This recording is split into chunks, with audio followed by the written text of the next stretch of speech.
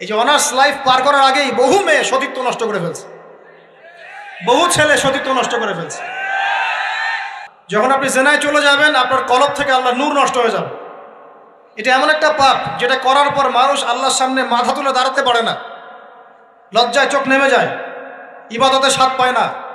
যখন হারাম সম্পর্কে, ফ্রি মিক্সিং, এগুলোতে মানুষ থাকে, ইবাদতে মানুষ স্বাদ পায় না।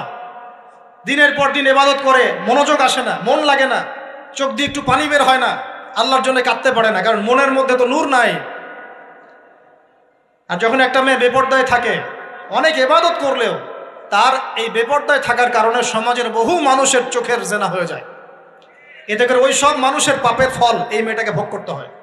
এবং মানুষের চোখের বদনজর লাগে, ওই মেয়ে অসুস্থ হয়ে পড়ে মানসিকভাবে, শারীরিকভাবে। আমি আমাদের যুবক ভাই এবং যুবতীদেরকে রিকোয়েস্ট করব, আল্লাহর ওয়াস্তে চরিত্রটাকে পবিত্র রাখার চেষ্টা করুন।